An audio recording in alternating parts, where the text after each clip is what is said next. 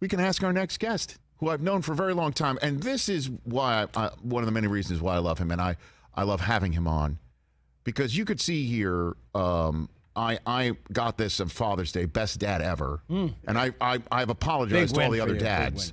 But this gentleman, if anybody's going to give me a run for my money, I mean, he wrote a beautiful book about his relationship with his wife and their children.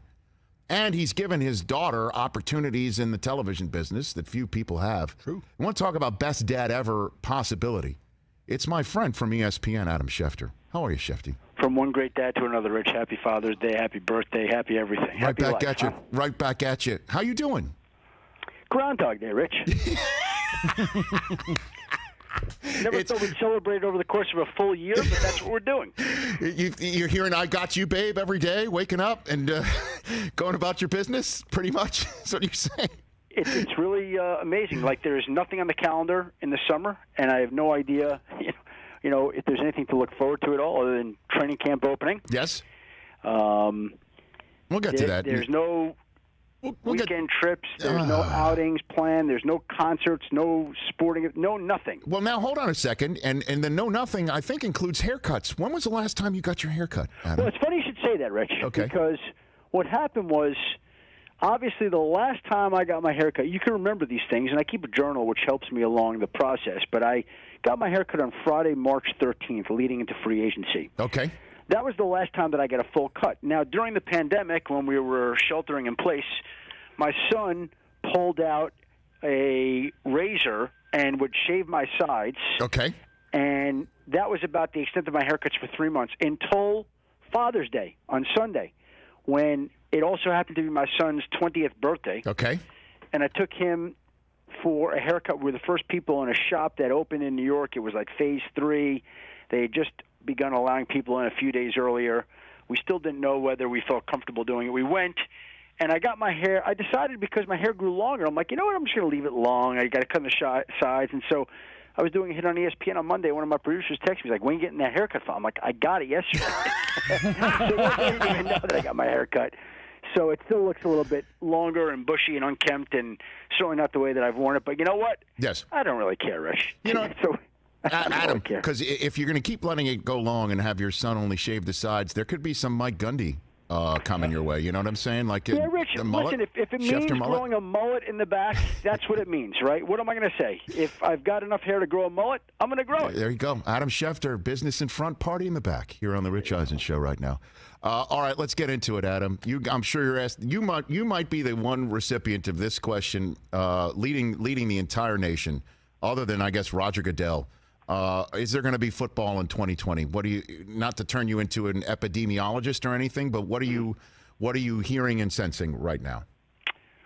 Rich, I would say that it depends on who you ask, right? Okay. And I think that my answer to that question would be, when I speak to people on teams, they're nervous, they're uneasy, they're anxious, they're concerned.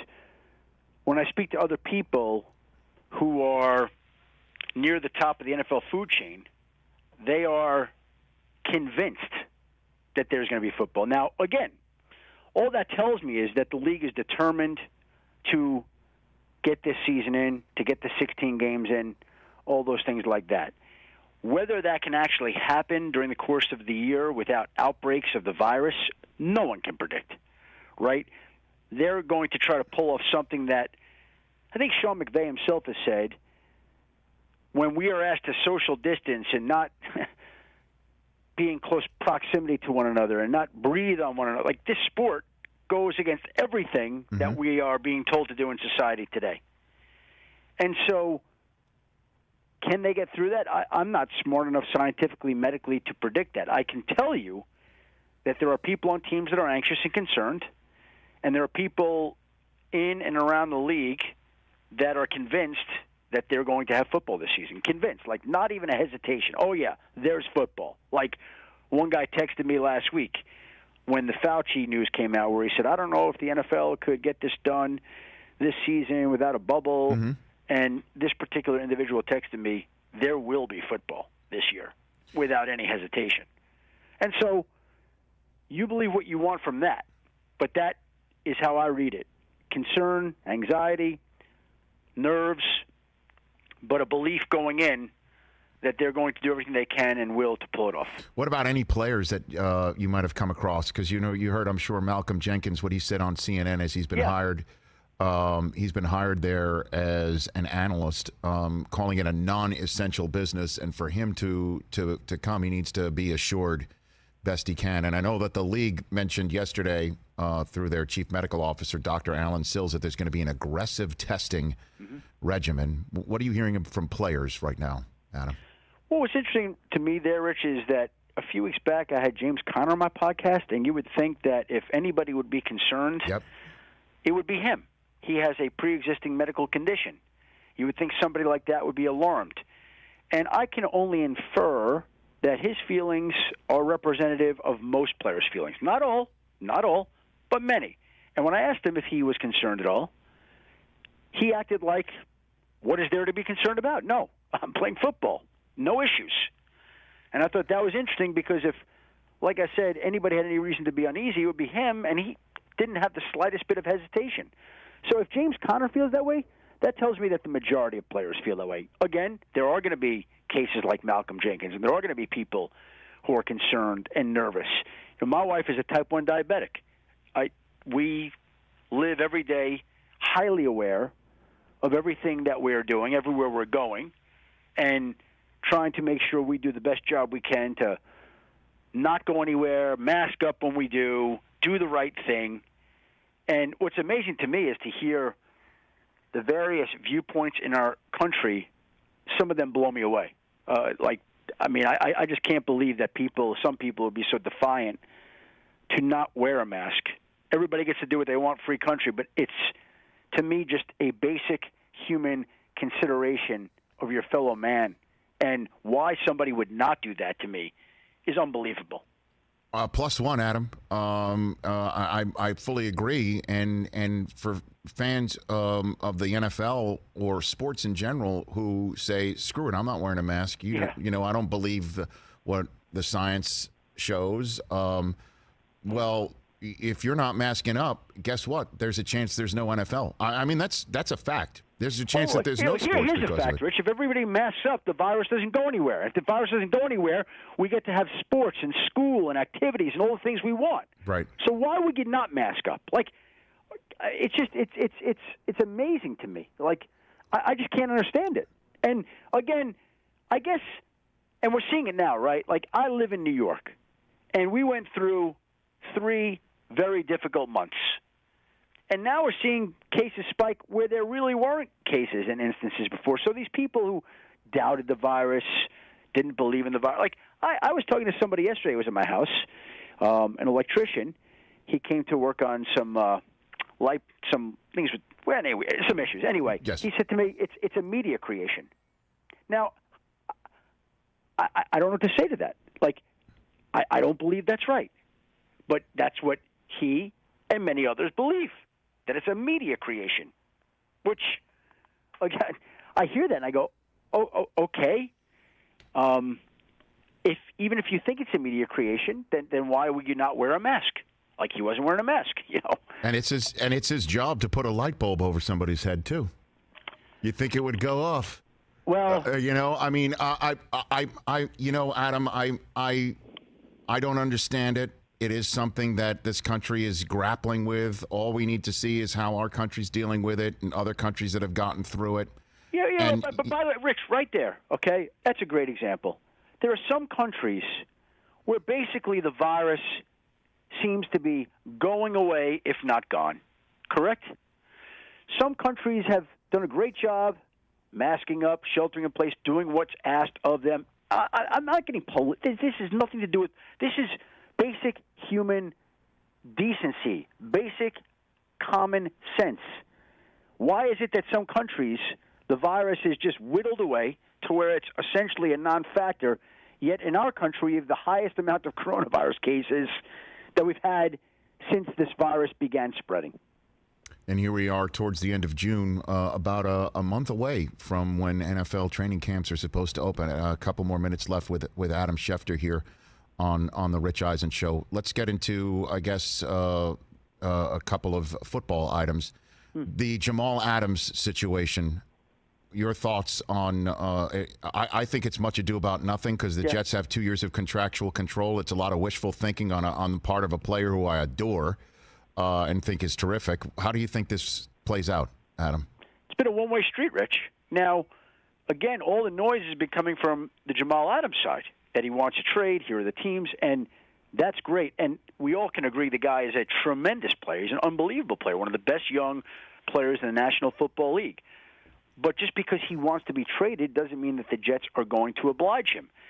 And the Jets, in this particular case, the CBA is set up to where players are at a disadvantage in trying to force a trade like that. Like, if he doesn't report to camp on time, he loses this as an accrued season. He's one season further away from free agency. And he can say, well, I'm not playing for the Jets. Well, then they could just sit on him. And if that's the case, the Jets probably win the standoff in the end. So, to me, in any of these cases, the two sides have to work together to figure it out, whatever it is to make each other happy. The system is weighted in favor of the team. The player has a lot to overcome. But I will say that in recent seasons, we've seen the players seize more and more control, more and more power, and enforce that. Just see Khalil Mack, Jalen Ramsey, many of the others that have forced their way out of town with a trade, and maybe that is the Jamal Adams strategy. But the Jets are not just going to go peacefully, and I know I continue to be stopped, and just as often as I'm asked, in football, where's Jamal Adams being traded? Like, I don't know that he's being traded. Like, it's going to be up to some other team to really step forward and the Jets to be convinced that they would trade him. And I don't know how many teams that are out there that would be willing to mortgage the farm and then pay the player and then do all those things. You could say, well, Jamal Adams would defer. He wouldn't have to do the contract right away. No, that is correct. But eventually, a year from now, he's going to want to be paid, and you're going to have to pay him like that. So, again, it's great to talk about. It creates great fodder. You can ask about it. We can discuss it. But the fact of the matter is, to me, up to date, as great a player as he is, it's been a one-way street. And now Dak has signed his tender, Adam. We all know it's a deadline league. That deadline is July 15th. Any chance it gets complicated for the Cowboys and Dak, or definitely for the Cowboys, by a Deshaun Watson or even Patrick Mahomes signing that makes this even more difficult for Dallas? I think that's one of those cases where that's already been factored into the equation. Okay. And so the situation to me is complicated and it is complex. And Dak Prescott, if he's willing to bet on himself, and so far he has been, can play this out and see it through to where, to me, he puts himself in position to get a incredible contract. Like, if he just wants to go year to year right now, wow. And that's tough on the Cowboys because then you could be walking away or leaving, parting ways with your quarterback at any given moment in any given year, and good luck trying to find another quarterback. That's a tough thing to do. And so I will not be surprised if the two sides can't figure out a deal. I think Dallas, in my mind, it's easy for me to say this, but I think if Dallas wants the guy long-term, wants to avoid it, they might be best served going down to the 4 years that Dak wants as opposed to the 5 that they want. I know they want 5, but in this particular case, isn't it worth reducing it 1 year to make sure that you've got the guy? Because if not, I don't think he's going to sign. If he's not signing, that means they got to franchise him next year at $37.7. If they can't get a deal done then, the franchise tag the next year is $54 million. And so Dak Prescott is that close to becoming a true unrestricted free agent at the age of 26, 27 years old. And there aren't many quarterbacks entering the prime of their career at that position who enter the free agent market. Kirk Cousins did it and had his whole contract guaranteed. You could just imagine what would be at stake if Dak Prescott could get himself to the market. Before we send Adam into his Friday, ask him the poll question, Christopher. All right, Adam, who is the winner of the Rex Ryan Annual winner of the NFL Offseason Award? Bills, Bucks, Cardinals, Dolphins. Bucks. I mean, that's easy. You get Tom Brady, you get the greatest quarterback of all time, you automatically win the award. It's like Steve Kerr and Judd Bushler driving to the stadium after Michael Jordan returned from playing baseball, as you said in one of those movies about Michael Jordan. And one of the players asked the other one, you think that Michael Jordan will start tonight? And the other one said, generally speaking, if there's a statue of you outside the stadium, you start. And I think it's true with Tom Brady. Nice. Generally speaking, if you sign Tom Brady during an offseason, you get that Rex Ryan offseason award. Well, I didn't even include the. I said the 49ers, Adam. I love what they did for sending DeForest Buckner for a first round. He's a great player. I know, but they draft Kinlaw. They sign Armstead. They signed Jimmy Ward. They signed Kyle Shanahan. They drafted Ayuk, and they were 6 minutes from winning the Super Bowl. You know, Brady and Gronk, and obviously re-signing Pierre-Paul and re-signing Sue and tagging Barrett. I mean, just to name a few. And then their draft is excellent too. They didn't make the Super Bowl last year. We still don't know. That's my point on that front. Again, I think the Bucs win the offseason. The 49ers had a really impressive offseason and did a lot of things that they wanted to do. You didn't even mention Trent Williams, by the way. That's true. I did earlier. Trent Williams, right? I mean, the whole league wanted him. The whole league wanted him. Great player. Adam. Great player. And you put him in that offense, the way they run the football. Ooh. That's right. That's what I'm saying. All right, Adam. Love you, brother. Love you, Rich. Right back nice at talking you. to you. Happy belated birthday, Father's Day, Groundhog Day, everything. Right back at you. You take care, Adam. That's Adam Schefter. Only thing bigger than his knowledge and information is his heart. That is a real fact. Look, you see Del Tufo's like saying a Jewish goodbye to him right now. Are you having a Jewish goodbye with him? Put him back on real quick. Oh, hang on. Adam, are you having a Jewish goodbye with Del Tufo here? Yeah. I love it. You go way back. You go way back. I mean, Adam, I told you the story. I was saying it to Brockman. The first time Adam met me at the Hall of Fame, he comes up to me thinking I'm like a producer or something important at the NFL. Definitely and he's like, important. and he's like shaking my hand. He goes, "Nice to meet you," whatever. And I'm like, Adam, I just do the audio. Do you remember this, Adam? I kind of do, Rich. Exactly.